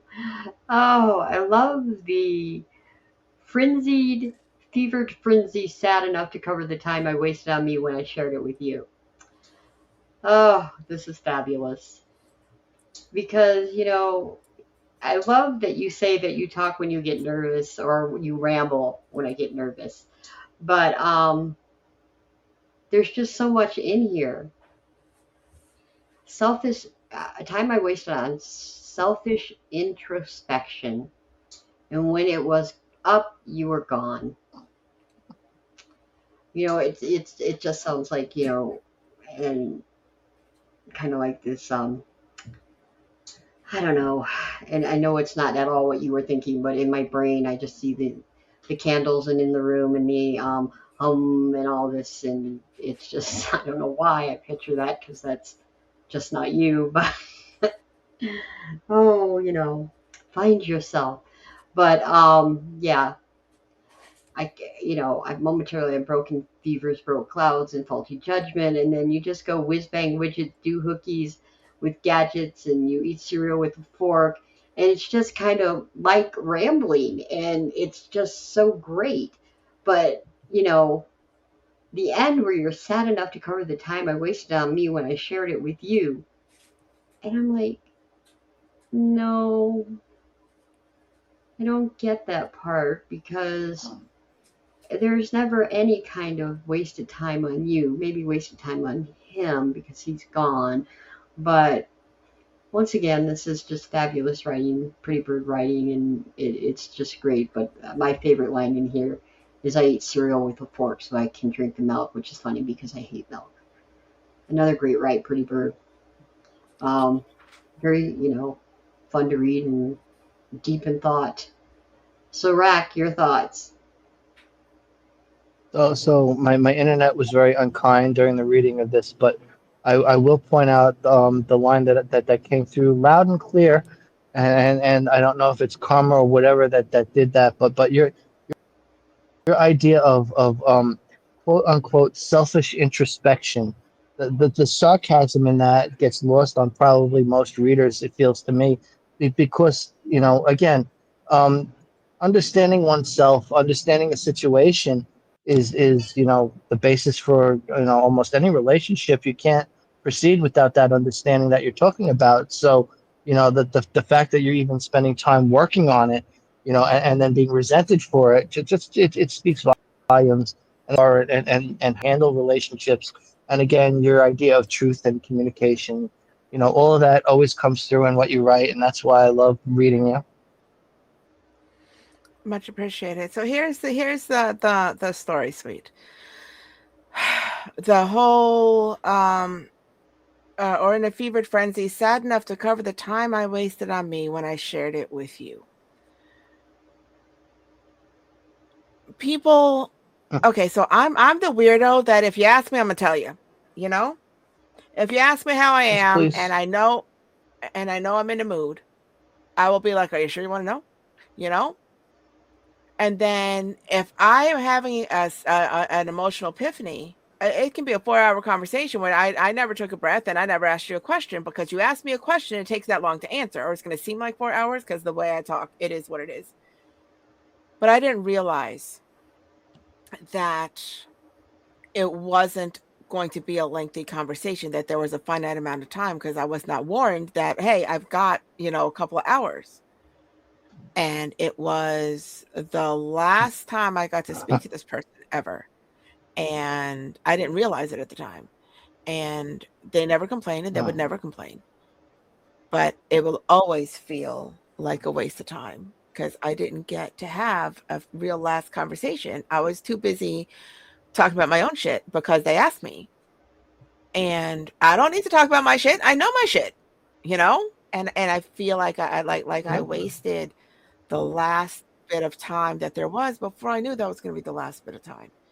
And it is what it is. And selfish introspection is in itself an oxymoron, because introspection is of course selfish. But yeah, there's a lot. I spend a lot of time in my own head. It is not a nice place. My brain hates me. So Bird brain. Yes, you are next, and this one does not have an audio. I will read it. But this is not you. This is me. Okay, here we go. Might be nice if I hit enter, because that helps. Let me just put it up here on all the live places. And you know what we didn't say during the I'll say it at the end. I don't give a crap at this point. Okay, so this is Pointless Lament by Raconteur. And it goes like this. My dreams of chasing rainbows through storm-laden skies now lie deteriorating behind ravaged eyes.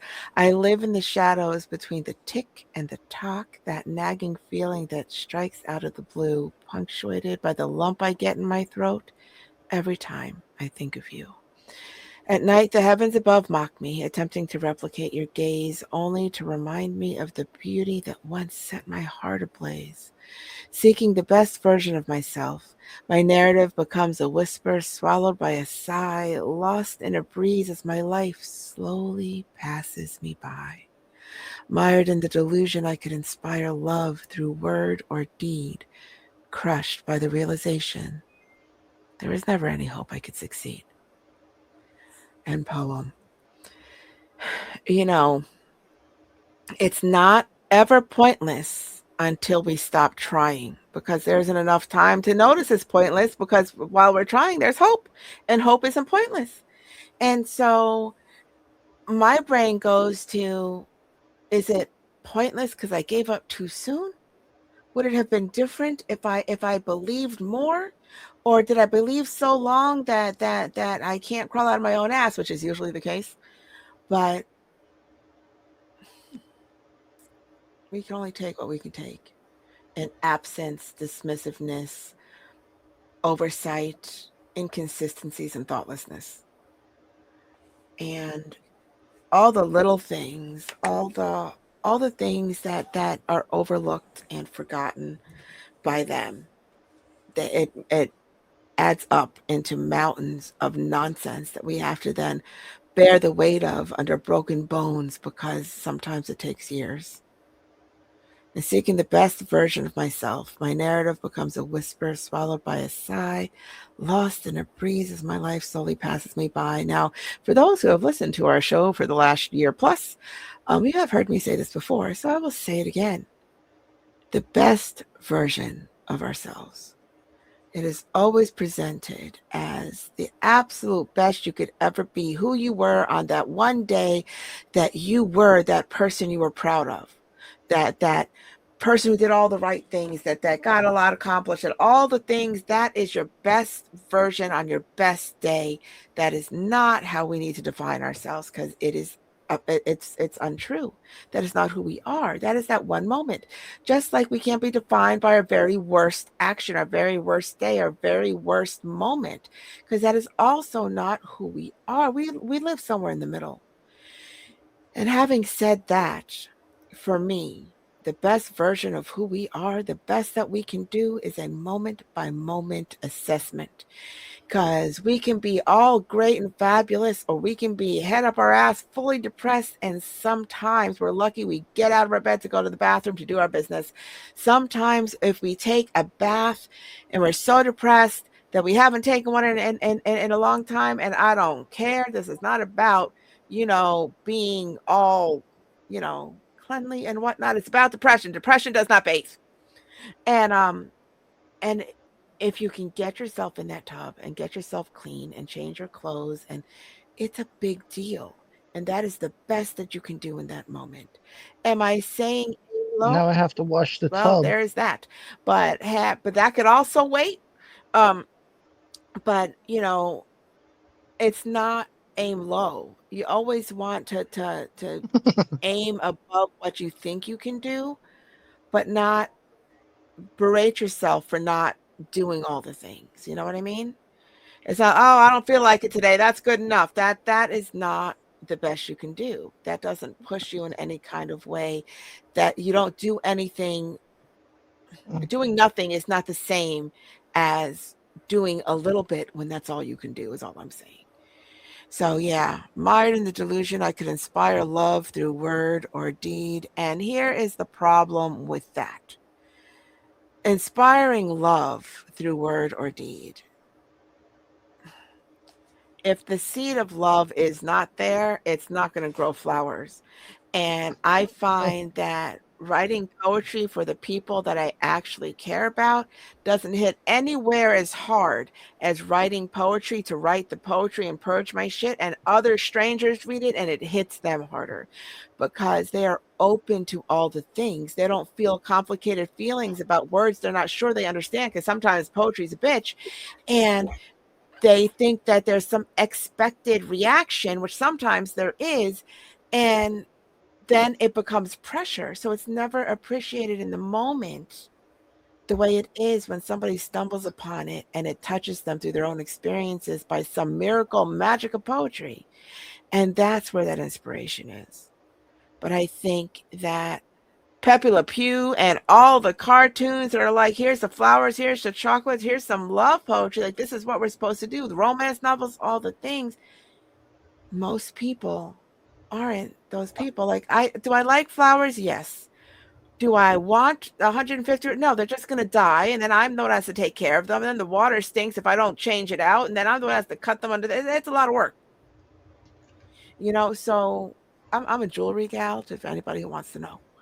But it's hard to inspire love in a place where somebody already gave up, which is what this sounds like to me. It sounds like it was there. There was affection, and now there's distance. And maybe if I do the things and say the things, they'll remember why they loved me once. But once there's distance and that feeling isn't and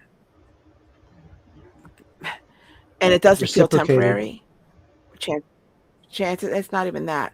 It's there's a difference between a growing distance and having somebody, oh, that is down the street and that was very, very loud, and somebody just being done.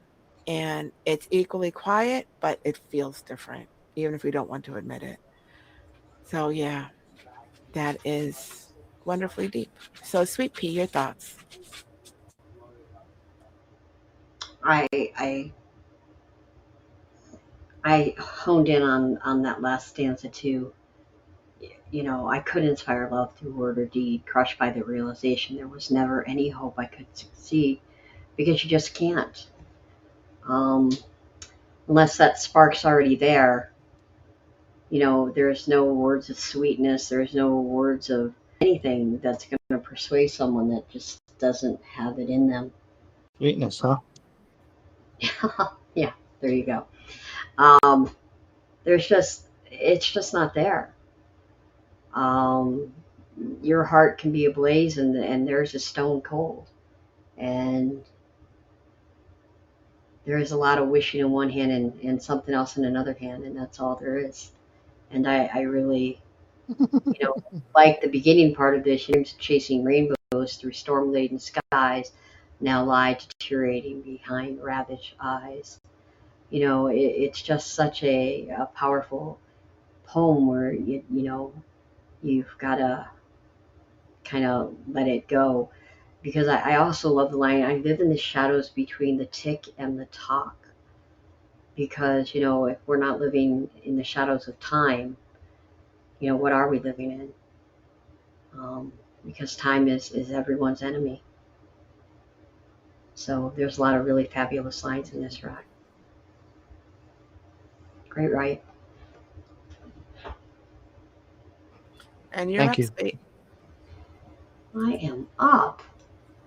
All right.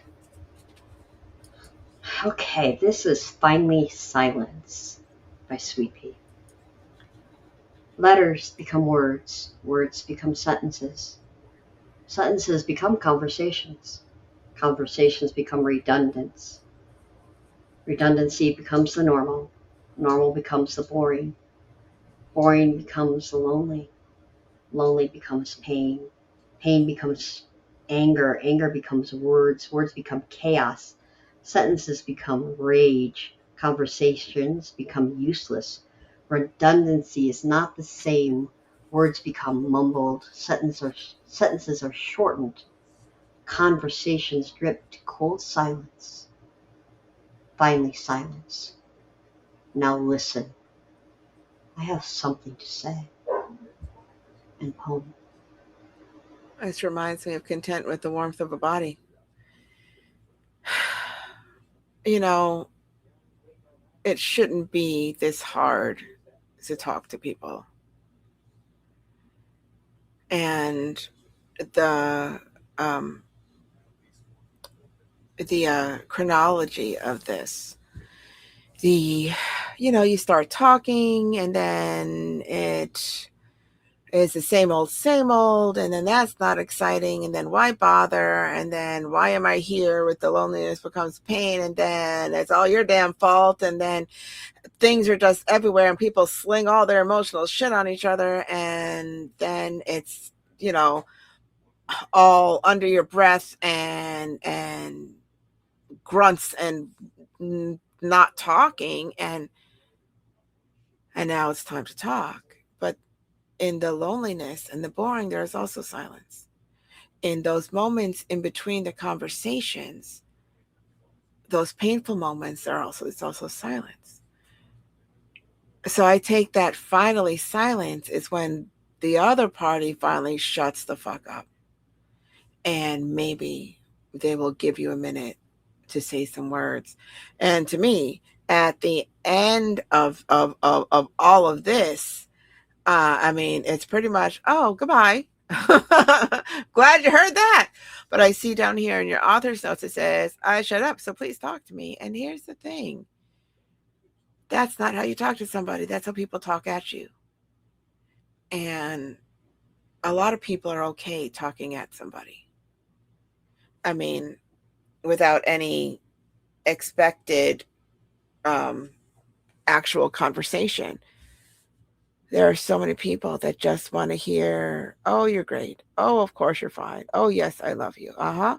You're right. You're right. Yes, yes, yes. That anything other than that, they take as a personal attack. And how do you talk to people like that?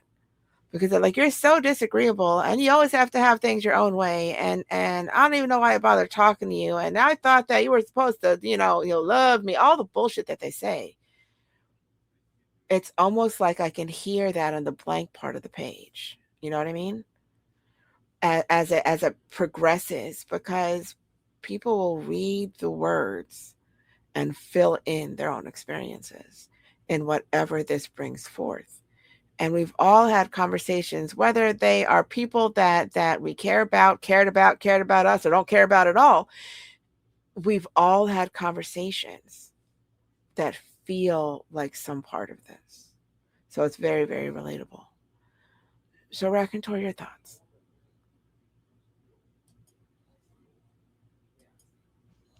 Oh man. I don't know what to do with you half the time. And the other half, what I want to do is not for public consumption. And my mind But goes back to phallus. yeah. Uh, uh, is that in Arizona? No. Anyway, um, yeah, I derailed myself this time. Look at that. Uh, again, that's I'm a little. Yeah. So, sorry, sweet. You're so bad.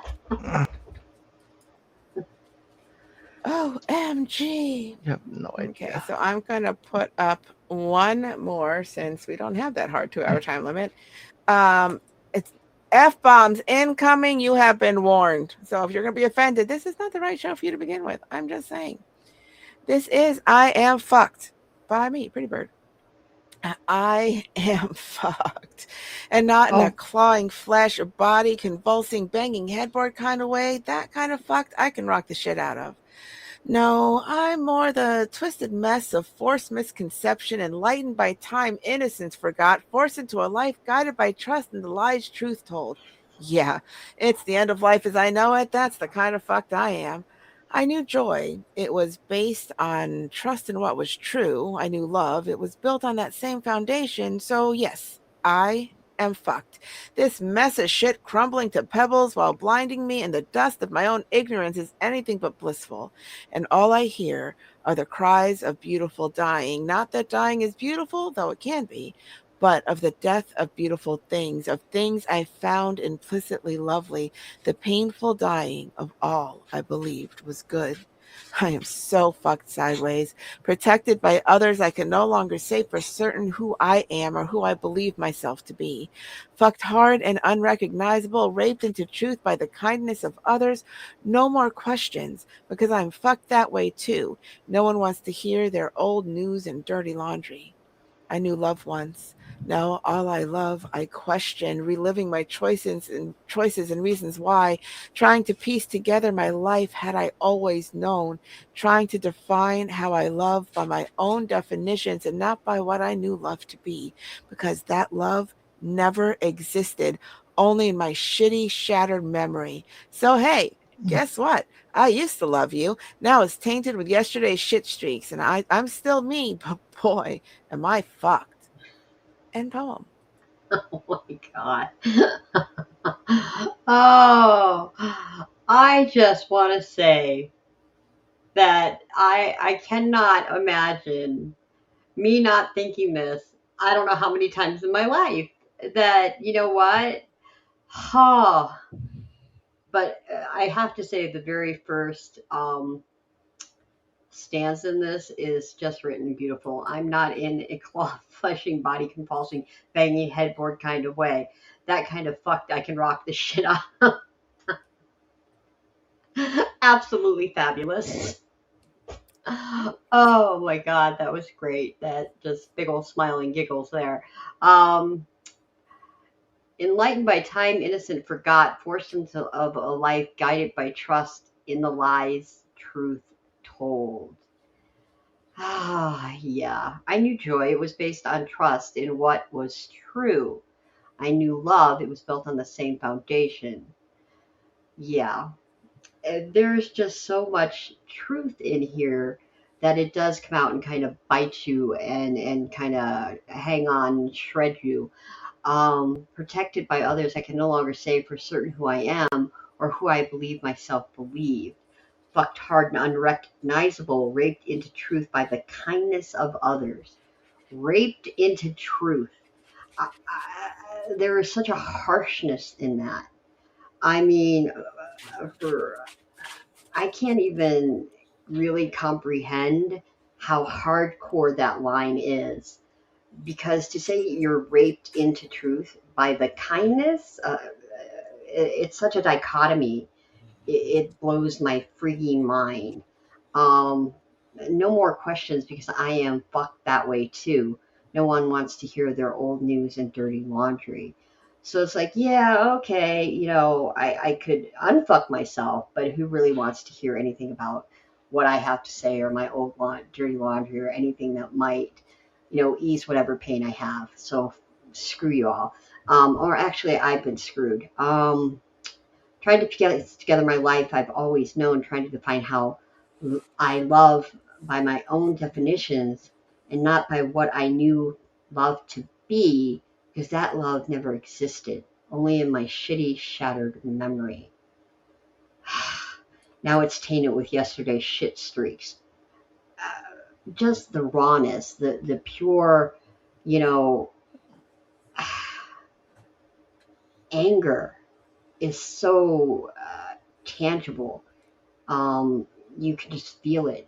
You can feel it in your own gut. You've had some of these feelings towards people, and you just kind of, I don't know, it's palatable, and it's just such a great ride. And I think everyone's been there, and you just express it so well. Raconteur, your thoughts? There's a lot of reasons to love this piece. There's realization, above all else in this, that just comes screaming through. The idea of what you're in the middle of, and what you're discovering, and the you know the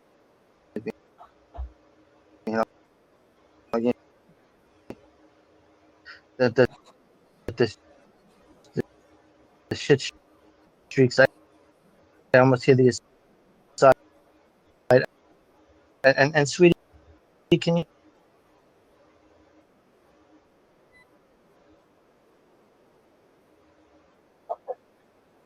comes through. So yeah, the state of being that you're in, and again, use of the word, the word choice, it's not just screwed, fucked, and yeah, it's just, this is a beautiful piece. That's all I could say. It's funny because people will tell you the truth about people that you care about in ways that are undeniable. And then in that same conversation, that same breath, they're like, yeah, now that you can't tell anybody. And now you have to live with pretending that they are who they are when they are no longer who they are. But you can't all of a sudden unlove these people, and you don't know where to put any of this because everything is wrong and nobody wants to talk about it. Now, that's not a normal situation. I get that, but it is shitty is what it is. So what do you do when you're partially raised by somebody who is about as evil can get, but they let you love them anyway, and then expected you to sit with that, with all of the bad things, and be like, but you can't say anything, so then you have to pretend to love them exactly the same, when now you're torn between who you know them to be and who they were to you. It's a shitty fucking situation. It is a shitty fucking situation. So yeah, all kinds of fucked. Anyway, on that note, we are going to our closing whatchamacallit. So what again is coming up on Thursday, sweet? Thursday night is our the myths of who you calling old. Yeah, we're gonna make fun of some of the stereotypes about old people. We're gonna have a good time with that. And unfortunately, because they switched the format on me, I can't find crap. But I know that's what we're going to talk about.